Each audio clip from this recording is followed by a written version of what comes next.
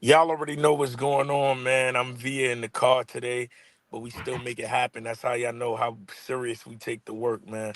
So we are back, and we gonna jump into it right away. Y'all see we are here with the usual suspects: King HP, Archie Carter, Who Killed WCW Part 3, dropped yesterday on Vice, presented by Dark Side of the Ring.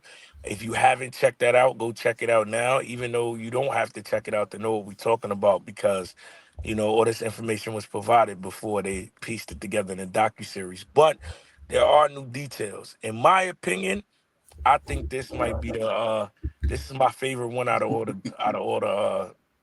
parts. Part 3 is definitely my favorite part. Archie, HP, how y'all feel? Man, honestly, I came into this series thinking I knew, and after the third episode, I'm more confused than ever. It's so muddy because it's he said, she said, they said. I feel it's only two to three people telling the truth, and it's that three people telling the truth up into episode 3. One is Booker T, two is David Arquette, and the third is Vince Russo. So that's where I'm at with it right now. Mm.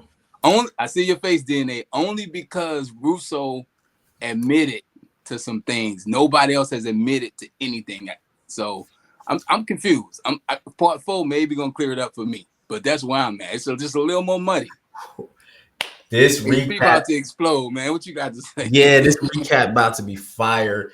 Just hearing those words mixed with my own, knowing that I definitely like the episode in the sense of like hearing the David Arquette side and seeing all the like once I thought once Vince Russo had it, he had it. That really wasn't the case. You know what I'm saying? There was some still changes, constant. But to hear, you think about the truth, I got some data to support or disprove something that was definitely said by a certain someone in the video. When we get to it, we'll just call him Vince. There's a couple of Vinces in wrestling that we all know, and we're gonna say we just gonna call him Vince. There's certain events that the data don't line up. You know what I'm saying? I don't like buildups, man. What is it? Let's get to it. So in the episode, Vince Russo said when he took over, there was a slight increase in the ratings where they were, what I'm saying, they were doing well, they were like ahead, what I'm saying, or whatever his metric was. Either they were ahead of WWEF at the time, or they were just getting better, right? And Yeah. Just to clarify you, so you get your point right. Yeah, he never said they was ahead of WWE. He just said there was a spike, like he made it go back up. Yeah. right, so I had to do some. So Vince Russo signs with WCW on October 3rd, right? That's a fact. 1999. His first episode on air is October 18th, and this is even confirmed by Tony Schiavone in the Nitro episode, which, what I'm saying, my man, where'd that come from? You know what I'm saying? Which he says in the episode, a lot of chaos, right? Juventud Guerrero's fighting Even Karagas. Bret Hart comes out, he pops a promo saying he don't know what's going on. They told him he can't get no time for no interview, so he gonna hijack time. Sting cuts him off like, yo, stop, right? It starts like that. So October 13th, their ratings are like a 3.3. They get to 3.5 and they start going down to 3.0s and 2.7s, right? He stops taking over where Kevin Sullivan takes over on the 17th of January, right? And at the time, his last rating is a 3.0, which is less than when he started. You know what I'm saying? And Raw is cooking. Raw is like 6%, 5%. Now, these aren't millions. These are based on what percentage of the country is watching television at that time. So Right. if you got a 3%, that literally means 3% of the country is watching yours. And Raw was cooking with 5s and 6% of the country at 9 o'clock watching their show. You know what I'm saying? To put in perspective. So I don't know what the spike he talks about was, maybe like 2 weeks. He just said it got better. He didn't say he He said a said little that's so numbers went general, I up a had to little look bit. though. He So said it's so general, I had to look. Because if you get Yo, 3.5 and then you I get down mean, to 2.7, this is my thing. He said it general because it was like it wasn't. It's just a good cook up that he can add in there to say when I first pulled up, we were in the right direction before he feels like, things didn't line up with him. But let's jump into it. My whole issue with this was right.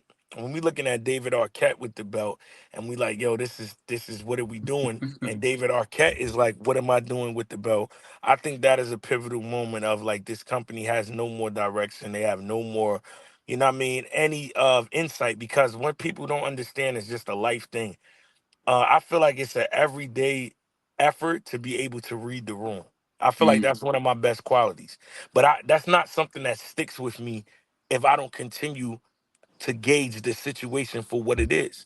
Right? If you get caught in your own hype and you're blowing out the roof, let's say you're an artist and you're doing 10 million, 10 million, but then people are tired of that same first hit single you putting out. If you just go off of what you did in the past, or you're ego driven and you're not reading the room, which is not the actual room, it's the situation, you right. can get caught up in your past hype. So I feel like these are all individuals that are great at what they do, but at some point, they're not reading the room, because you have Vince Russo say, "Yeah, David Arquette should have never had the belt," but then you put the belt on yourself. So it's like, He what? said a lot of things that I felt were true. Then he would say something else that'll make me be like, this dude is like nuts, because he said people think this is the person I am, but I'm not. Then you hear the phone call of him being that person. He didn't know that call was recorded, but you was being that person. And like you said, reading the room is a very important skill. I just think a lot of the people at that time really stopped caring, because in order to put on a good show, you have to put in the work. He left WWE because he said Vince was working him too hard. I think he still wanted to be in the business, but not do as much work and be in a position of power. And that's why things just start falling apart. Yeah, I could agree with that, but I also feel like people undermine all ingredients count, right? Let's Mm. just say, right, let's use this podcast, DNA. I'm the most popular person on this podcast. So if you get ego driven, right, it could be, oh, because DNA is the most known, this podcast is successful because of DNA. That's where people go wrong. The podcast is successful because you have every ingredient of what you need to make the podcast. Us being on screen together, going back and forth with each other, is why the podcast is successful. My popularity adds a part. I say all that to say is, people will give Vince Russo all the credit for what he did in the Attitude Era, but they even said it in a documentary. You're missing one key ingredient. Vince McMahon was saying, this is good, this is bad. Nobody was telling him no, that he didn't have that On buffer. WCW, and I say that as like, you can feel like I created the Attitude Era, but if you can't create it again, then that means it's other ingredients that went into you having the genius mind to come up with these matches and storylines, but you also had other people in that room with you that you don't have in WCW, and now it shows because there's a big difference on how that trajectory looked and then how WCW looked. And that's why I feel like, yes, Yeah. Vince McMahon and everybody else that he had over there, they all played a big part into the Attitude Era. Even though, yes, you have to give Vince Russo credit, but like, yeah, it's a collective. It wasn't just him because he couldn't do it again. I think it's that it's the Chicago Bulls, right? When Tony Kukoc, Luke Longley, and all of them was cooking, but then when they went to other teams, we rarely heard their names. It's like when you're part of a good team, you can reach certain levels of success. When we start seeing other opportunities and it's just you don't look the same. Mm-hmm. I like to add to that too. You know, he definitely tried because I'm gonna go He back to tried the everything. He tried did. I, everything. I had to rewatch like I'm an analytical person. I had to go rewatch the October 18th. They had an evening gown match and they was trying to call it, and all of a sudden Tony Schiavone and Bobby the Brain Heenan start talking like Jim Ross and Jerry Lawler. Like it was almost like you can see it. Like we're gonna try it. We're gonna move in this direction. They had the evening gown match, but it was just chaos. Going back to just people still running out. The wrestlers don't know what to do. So you got a lot of misdirection, and then the behind the scenes I guess you call it backstabbing or whatever, because you got people talking. He said he walk in a room and it's Kevin Sullivan and you know what I'm saying, whomever else. Mm-hmm.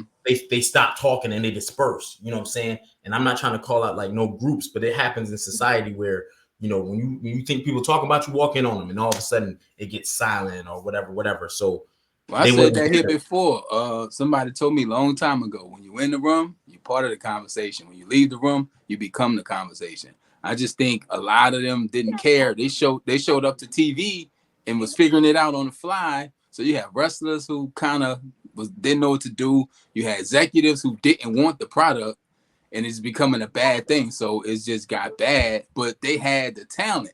I'm glad they focused on that mid card because they had a crazy mid card.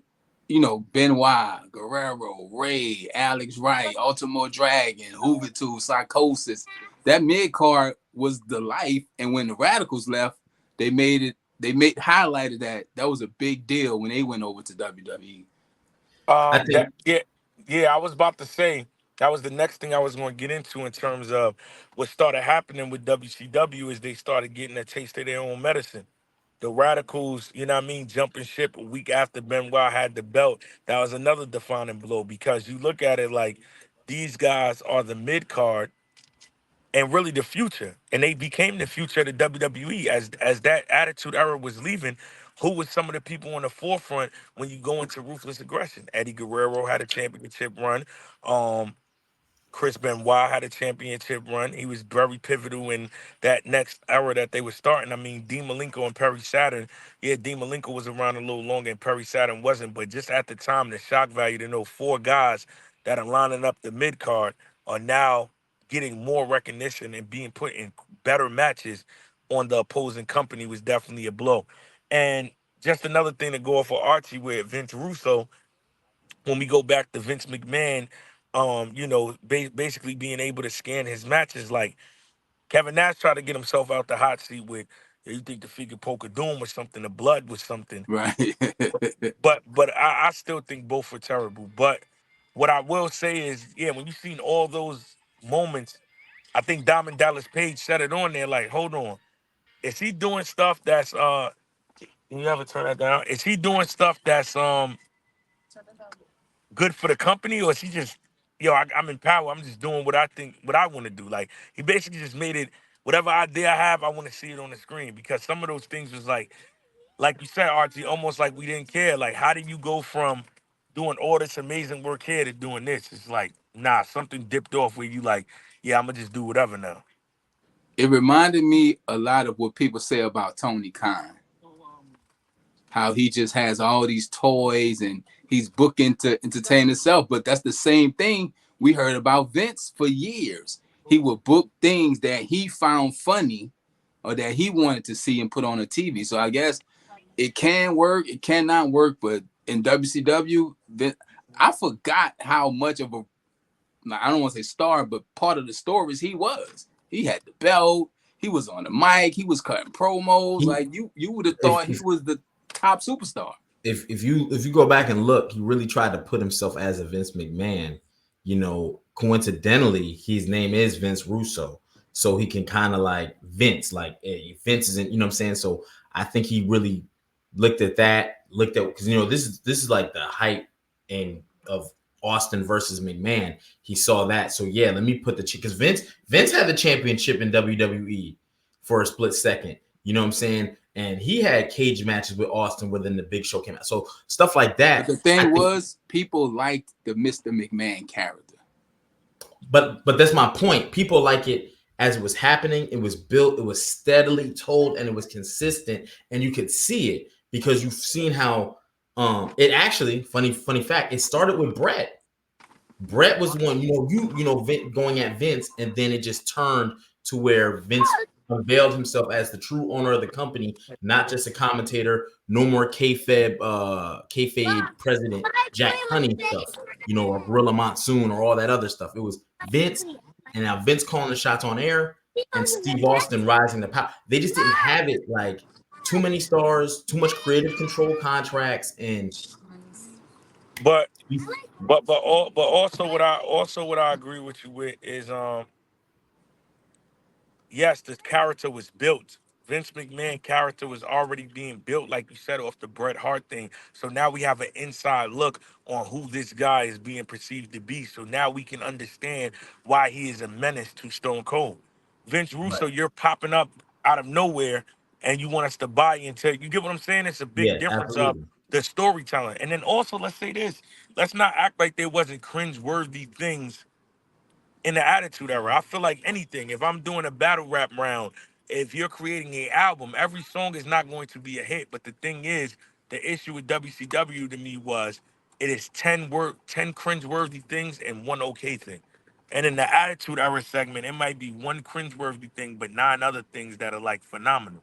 So that was Yeah. the problem. It's like it was too much of, yo, come on, man. What are we doing right now? What are we doing? So Mm. it was a lot. But like I said, hearing the people talk and they point fingers is like it just got a little more muddy to me. So hopefully it clears up. I was glad that Booker T got to speak. I thought DDP and The Rock would have more to say, but they haven't really gotten to that. And the David Arquette thing was cool. It's actually a really good documentary called "You Can't Kill David Arquette" about when he almost died in the ring in that match he had. But it's just some of that stuff was bad. It's just bad. Yeah. I mean, one thing that I'm hearing, right, and it's always denied every time also, is my man Goldberg was out to hurt people. And every time he We just keeps saw it. saying, We he just saw it. keeps, no, but he keeps saying, yeah, if I wanted to do it. But it's like, bro, if five people saying you ain't know what you was doing, you ain't know what you was You doing. know what With he's all, doing. with all, you know what I mean? With all due respect, I feel like, I feel like the Attitude Era or this Nitro Era Monday Night Wars was great because we saw things we would never see again. But also, that was the most time, let's be honest, even with WWF, it was the most period where wrestlers died, where wrestlers got severely hurt. Mm. You know what I mean? Things went wrong because right now, WWE is in a comfortable seat where it's just like we just have to keep putting on. We just have to keep delivering for what the people want. At that time, it was we are going to do like just think about the urgency level. When you're urgent, you're gonna do whatever it is to win, and that's how it was. So I might not have a clear mind on if this should work, if this will go wrong, because my mind is like, yo, I could be put out of business. So I feel like Yeah, that's what was going through their mind. I think even because they're trying to push the envelope and every week trying to do something new, which is bad because there was no blueprint where they were at. At this point in the Attitude Era, Nitro Era, there's no blueprint. It's coming out. We're gonna try this. I think WWE was a little less risky, but yet you still have some major negative things happen, right? Then they said it though. The Vince McMahon character got built. In WCW, they try something one week, move on the next week. It was like then it's like every other month you had a new person booking, but nobody was like writing and building this. It was no build to anything. Let's try it. If it It, worked, let's it, try it again. it was too many switches of power. It's like if one week this person is the owner of the company. The next week, this person is the owner. Three. In 1 month, you have four different owners of a company. I ain't even get to build my storyline because the next person that came in cut it off. Now they starting their storyline. Then they stop in mid-head. So it's just it's Can't get no turmoil. It's rhythm. Yeah. confusing. Yeah, yeah. You can't get in the rhythm. You can't build continuity. You really can't even build a storyline because they're getting cut off. And that leads me to my next thing with y'all with basically Eric Bischoff and Vince Russo, and I believe the Siegel gentleman. I don't think he really told Vince Russo or Eric Bischoff who's in charge. It was kind of like we're down bad. This guy's supposed to be the guy from WWF that got them taken off the ground. This guy gave us a bunch of success with NWO at the beginning of the Monday Night Wars. Let's throw them both together and see what happens. And basically, let's sit back and hope our ratings go up. And it was a disaster because you got two strong-minded people that's like, I want to do things my way. And then you have somebody that, from Eric Bischoff, it's like, I make a creation, y'all kicked me off of it, and now my creation is terrible. So his first thing is let me get back to doing what I do. And Vince Russo, like I said, to this day, he's known for the attitude era. So it's like, let me let me do my thing because you seen what I did over here. They both had success in the same window on different companies. So they both wanted to be in control. What do y'all think? Who do y'all think should have been in control? Do y'all think they as somehow, if it was said the right way, could they have worked together? I think they could have, but again, too little, too late, right? Some things they knew. Vince has a year planned out. I haven't really heard nobody say that about WCW. And then going back to watch some of this stuff, every Monday night they were trying to hit pay-per-view type of home runs with Lex Luger versus Goldberg, no build-up. Sting versus Bret Hart, world title, no build-up. You know what I'm saying? Stuff like that. So there's no future looking because everyone's trying to do the same thing. Had someone been like, Kevin Sullivan, hey, pull it back. Let's lay out the next 6 months. Let's see where we want to go. They could have probably had the success that they were looking for. You know what I'm saying? And but they didn't. There was nobody. There was nobody stepping between them, and that was the I problem. don't know if they could have worked together because nobody liked nobody. That's one thing. The morale was terrible. I think it turned to like a dream job for them to just a job where we just showing up to get this bread and I'm going home. Because even Bischoff said he came back, said he didn't want to be in control. He wanted to be a consultant. And then it's kind of like The Office. If you watch The Office, it's Michael and Jim. They both the manager, and it Right. just don't work because they both had different agendas. And like I said, Russo, the thing Booker T said that was revealing, and I think he said it in front of David Arquette. No, David Arquette asked him, "How many times have you been champ?" He's like, "Never." And it's like it just got bad, and nobody was working together. That was the thing. It was no camaraderie in the product. Yeah, Like I forgot. Like I think I put a mental block up for how some of that stuff was. It's things yeah, yeah, we yeah.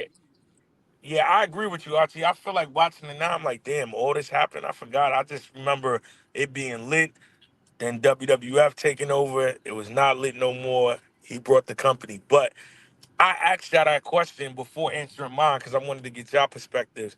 And I agree, it cannot work. And this even happened to me in groups before where you have watched in the past leaders abuse their power. So you have this thought process of like, you know what? Maybe we should do this group with no leader, where everybody has equal say. But that doesn't work because now everybody all has their direction on how they want things to operate, and it will never be a successful company because in a successful company or business, you need direction. This is our mission. This is our plan. We both could be both good at something, but if we got a different vision or image on how we want something to be, we're always going to butt heads if we have the same amount of control because at some point I'm gonna do what I want to do and you're gonna do what you want to do. And I feel like that was the case of what happened. And it was probably put that way because, like I said, when we see a lot of leaders, they abuse their power. So then you get yeah the misconception of you don't need a leader, but you do need a leader because that is the person that basically is going to line everything up of how it should go. And that's the separation of um WWE and WCW. Vince McMahon is the leader. You have a great idea and he can shoot it down, or you can have a bad idea and he can shoot it down. But at the end of the day, there's somebody that nobody else can go over. At the end of the day, this has to go through this person before it goes on TV. And that was the issue. Like, it wasn't just Vince Russo versus Eric Bischoff. It was Eric Bischoff versus Vince Russo versus Scott Hall versus Hulk Hogan versus Kevin Nash versus Sting. That's six people that all wanted. I mean, like Kevin Nash was saying it, even if it wasn't really said in his documentary, we heard it. Hulk Hogan would walk in the venue the day of and say, "No, brother, that's not the finish." And it's like, how do you even do a good show if somebody could come 2 hours before and just be like, "That's not what we're doing"?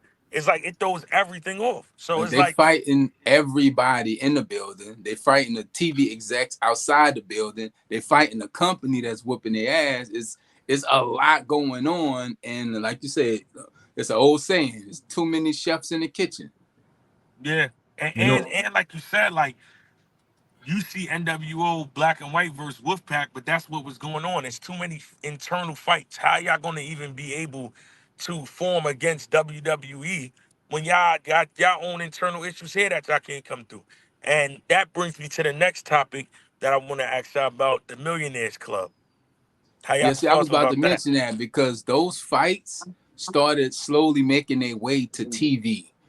It's like the things they were saying was real. It's like, okay, this is how I really feel about you. This is how I really feel about this. This ain't fake no more. Like we airing this out in front of the world. Like Jay-Z said, we get in front of the world and see, make the whole world believe us.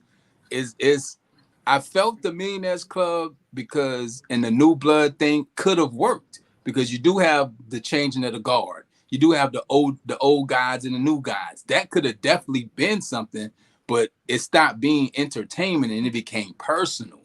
Those guys was having personal fights with each other behind stage that we got to see in the ring. It could have worked, but it was a solid idea.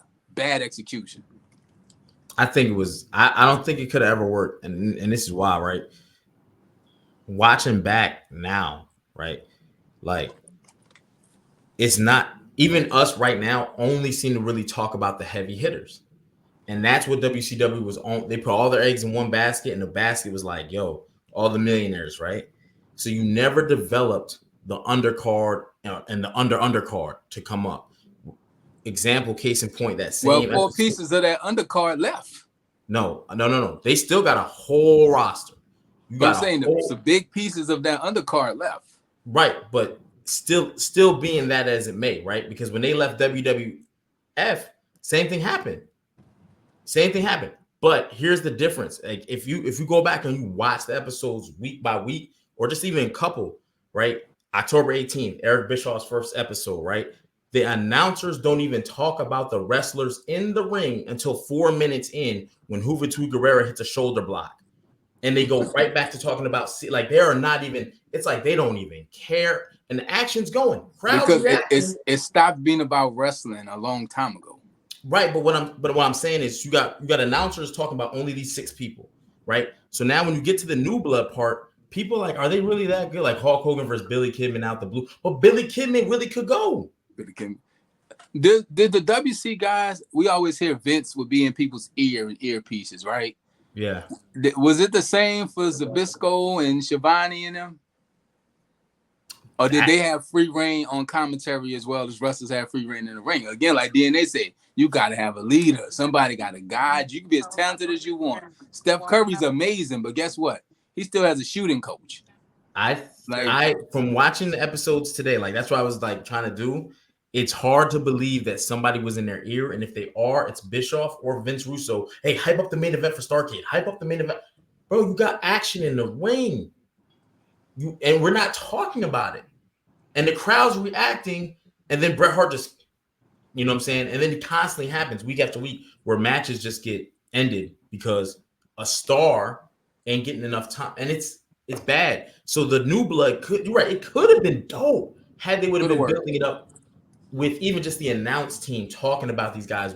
Like when you look at WWE, they were talking about when Savio Vega is wrestling the ring master, you know what I'm saying? They're talking about the man. Oh my gosh, and they're talking about it until the next match, and they talk about the next match, and then in between the matches, they do promo for the main events.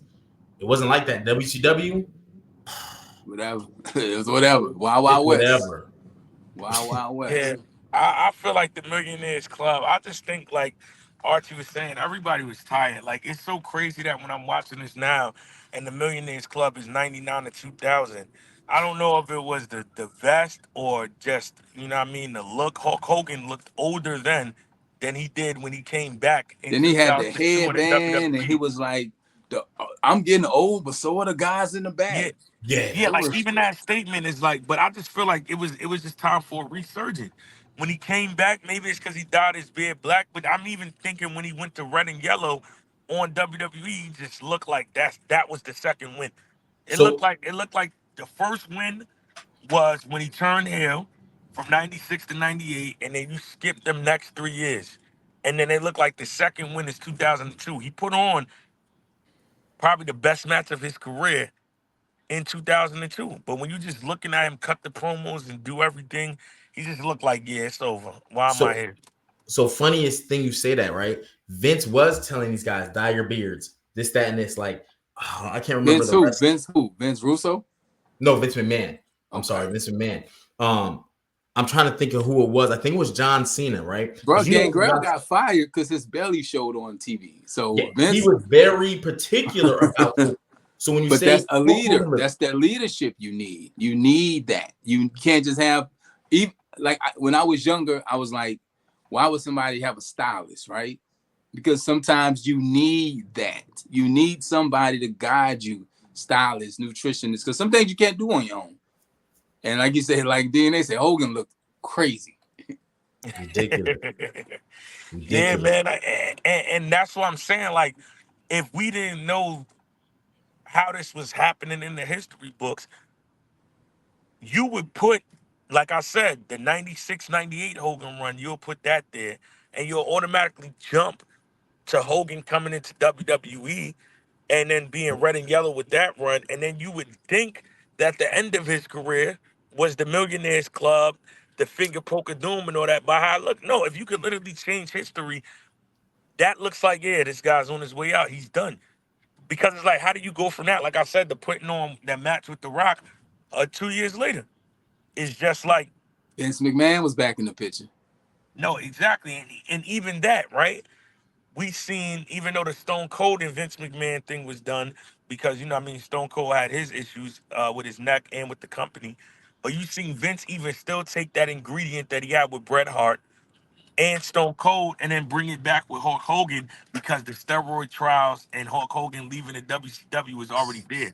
And this, at this time, there's no more Vince Russo. So that's why I say they both were instrumental, because Vince still knew how to pull something that happened a long time ago, bring it back, or you had the writers do it and get the audience. Same thing as how we get the anniversary of Hulk Hogan and Undertaker again, and it still hit, even though we got a different variation of Undertaker. At that time, he's That's Big E. crazy.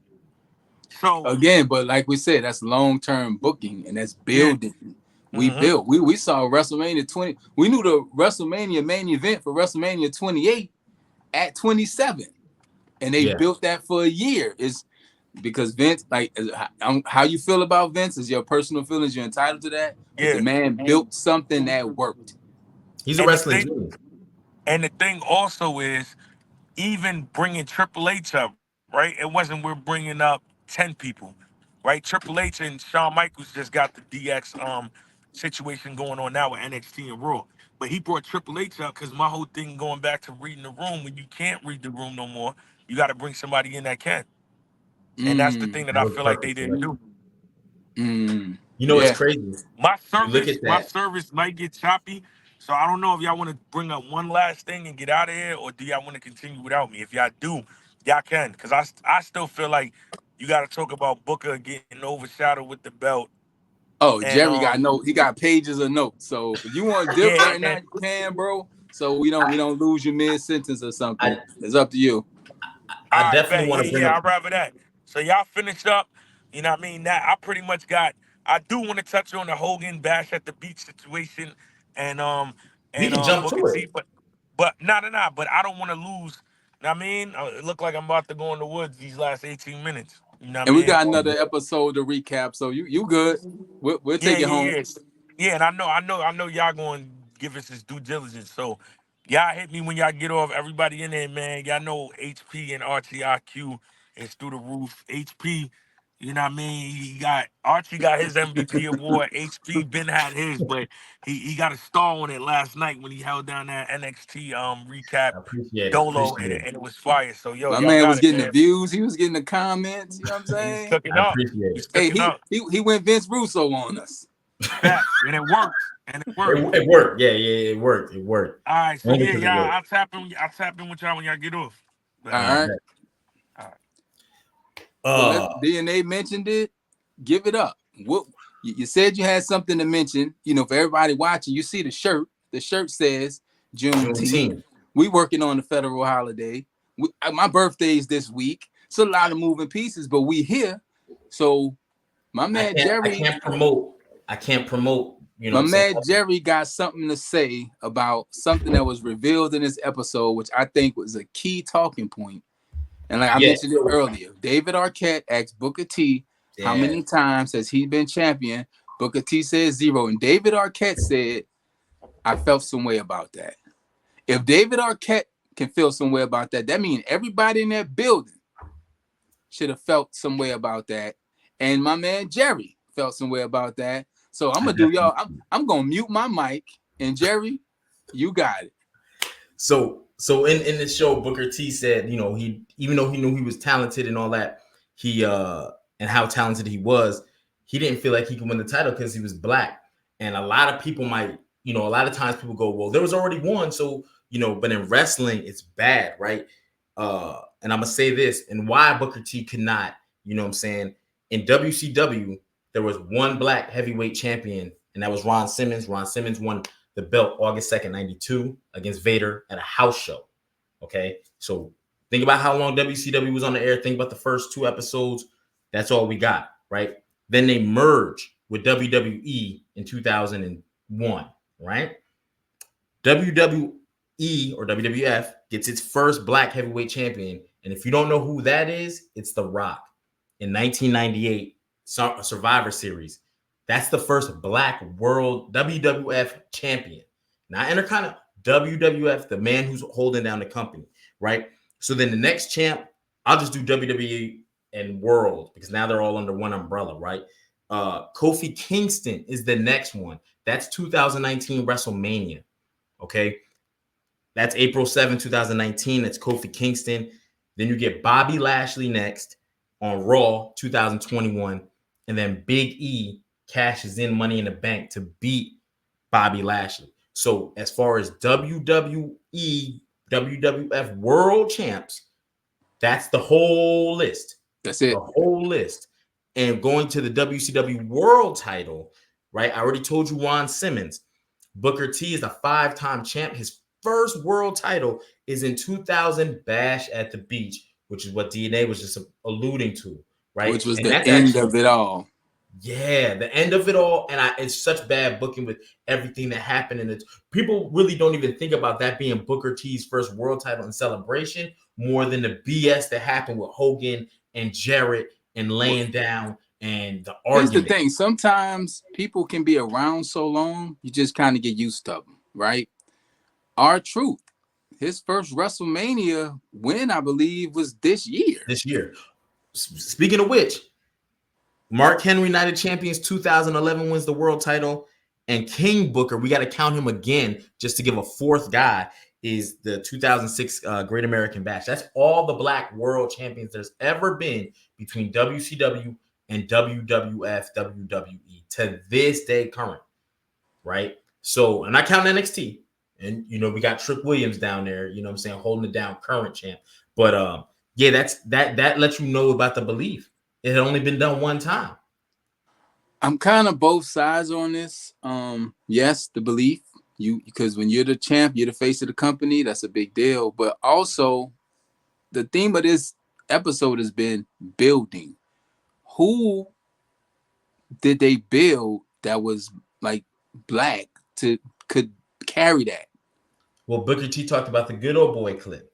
So, I mean, just how. Well, if you watch, I mean to cut you off. If you watch the Godfather interview right here on Attitude Era podcast, he said Ron Simmons told him he wouldn't like it in WCW because of that good old boy thing and the usage of certain words that he said if anybody called him, they would have caught them hands because he is, the supreme kick any man's ass fighting machine. So that was kind of a known thing back then. But it's like when you building champions, like, it's been some very talented, black, white, in between, whatever. But Hogan, I think, was such a big star. It would took a lot to eclipse him. And the people that eclipsed him were in his circle. Even think about the NWO. Who was the black guys in NWO? Stevie Ray and Virgil. But it's crazy, to be honest. Like at that time, going through the 90s, coming out the 80s, not a lot of black wrestlers at this level.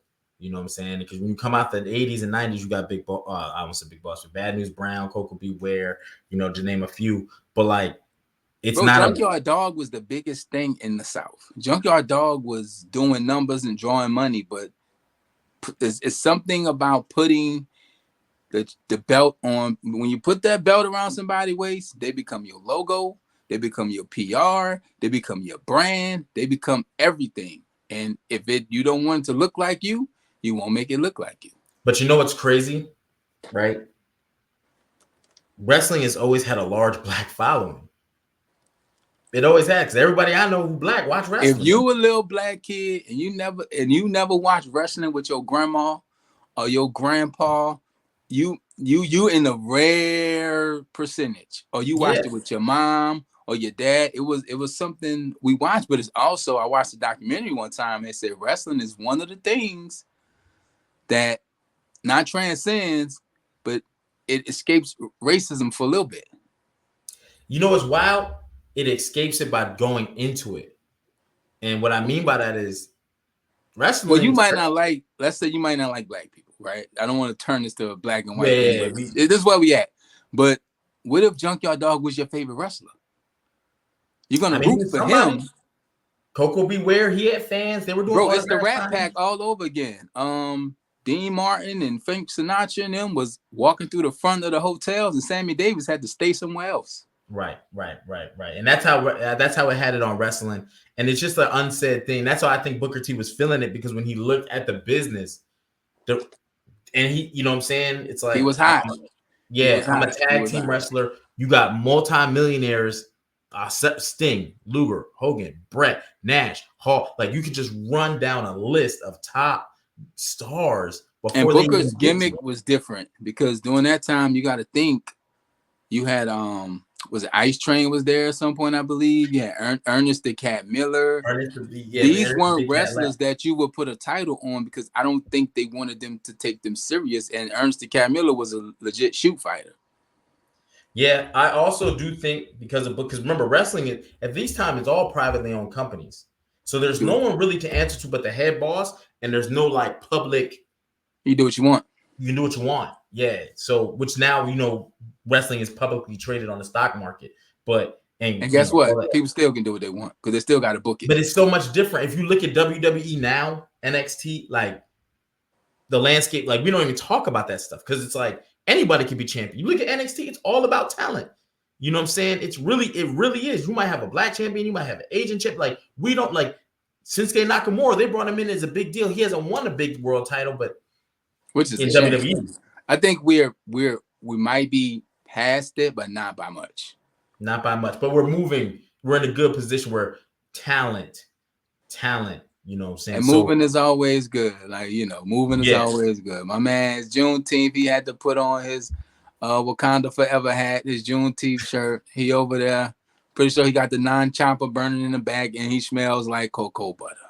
If I had to take a guess. Definitely do smell like cocoa butter. And this drink is for you. But however, getting back to, I definitely see where Booker T felt that, but I hate the way he won that world title. I hate it. That bash. Okay, I got a thing about that. Like, would you rather lose pretty or win ugly? I hate the way it happened. Okay, to answer your question, I'd rather win ugly. No. You got one. I think Mankind's title reign was a couple days. I would rather lose, like Stone Cold losing to Brett solidified Stone Cold. And he didn't really lose, he just didn't give up. But it made the first match he lost at Survivor. It made That's a classic moment in wrestling. It was a moment. See, Kofi Mania was a moment. It was a moment you had to capitalize on. Even Daniel Bryan, because Daniel Bryan doesn't look like the champ you would want to be the champ, but it was a moment. So Booker T, he got his moment. And of course, as the time went on in WWF, WWE, he had more moments. So I think he may have been okay with how that played out. It's just like, I hope I gotta find an interview with him because I'm curious. Because to give light to what people we're talking about, Hogan Bash at the Beach doesn't want to drop the title. Does not want to drop the title to Jeff Jarrett. That's the biggest problem with a lot of this. A lot of those guys had too much say-so and control. I can't go to work and tell my boss I'm not going to work today. I don't want to do this. And I think a lot of times we see professional athletes, we see the music entertainment business as just, things, but these are jobs. Somebody's assigning these people paychecks. But Hogan had it in his contract that he was over his creative and he was going to sue WCW. That's such a crazy thing because Bischoff was like, yo, Hogan's got creative control, so we kind of got to let. And Russo's kind of like. But you know who I give all the credit in the world to right now? Rey Mysterio. Because at 49 years old, Rey Mysterio is losing. He's putting people over. He's taking bumps because the legacy is already built. Hogan could have did the same thing in the latter part of his career because the legacy was already built. Losing now or losing to whoever, it wouldn't have changed your legacy. You certified. You Hulk Hogan. You Mount Rushmore by default because of what you did and how you did it and how you changed the business. You became the business. You were the business. And for some reason, again, when we first started, the first question was, who do we think killed WCW? I said ego. A lot of this that we seen at the end of this was ego. Yeah, I definitely don't understand why, but that the ego, when you sell out 60,000 Pontiac Silverdome and all that stuff, he can't let it go. Secondly, to make it worse, he got brought to a company to make them turn around, and he was doing it, and now he feels like But if you don't DNA listen said to it. me, He went to WWE, had probably match his career, dream match with The Rock.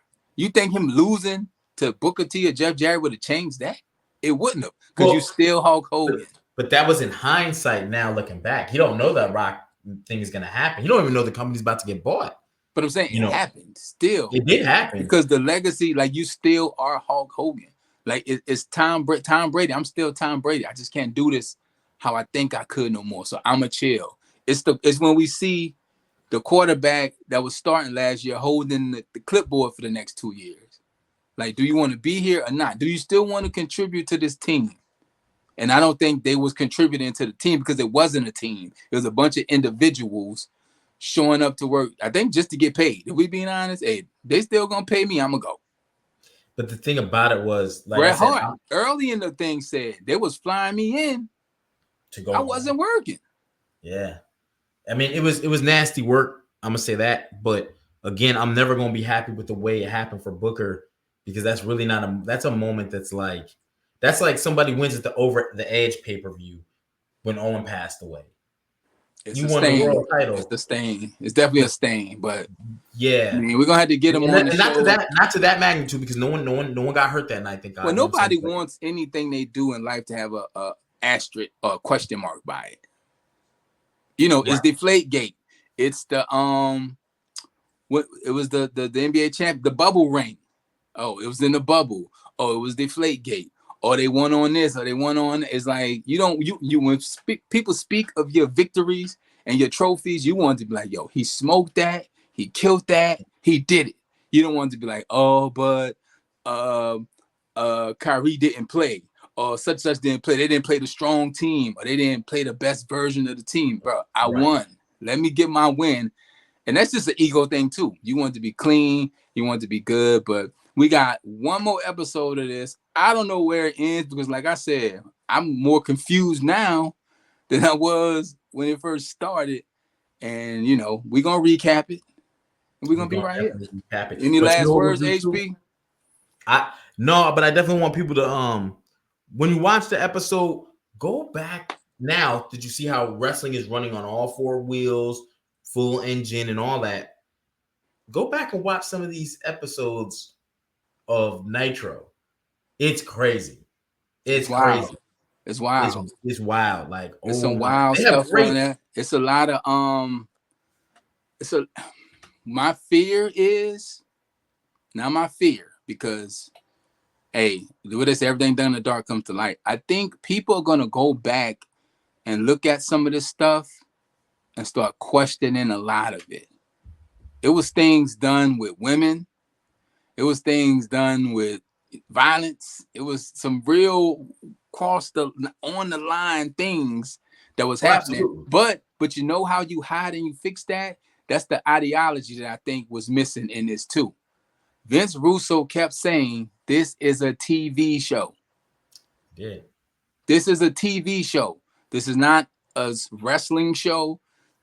This It's not is a boxing thing. This is Jerry Springer in a wrestling ring. He kept saying that this is a TV show. I'm here to do TV. I'm not here to do wrestling. And I think that's a huge point, because even though Vince did give us a lot of stuff, it was still World Wrestling Federation, World Wrestling Entertainment. And I think they Right. forgot across the street that it was World Championship Wrestling. So Yeah. one more episode to go. The big homie DNA popped in, popped out. You saw him, you love him. That's why you're here, right? That's King HP, aka the MVP Potter of the week. We're gonna give it to him. He definitely held it down on our NXT recap. And shout out to the whole team. That's we working over here. And shout out to us. And if you haven't seen it, if you have seen it, shout out to you. But if you haven't seen it, go check out the new series. We dropping Tuesdays, Double Up, where we take one wrestler, their two characters, their time in WCW and WWE, WWF, and we debate 1 minute rounds pros, cons. Then at the end, we decide which character was the best, what career was the best. And that's right here on the Attitude Era podcast with the gang, Southeast Mouthpiece, the Archie Carter, all hail the king, HP. HP. We catch y'all next time. Later. Yeah.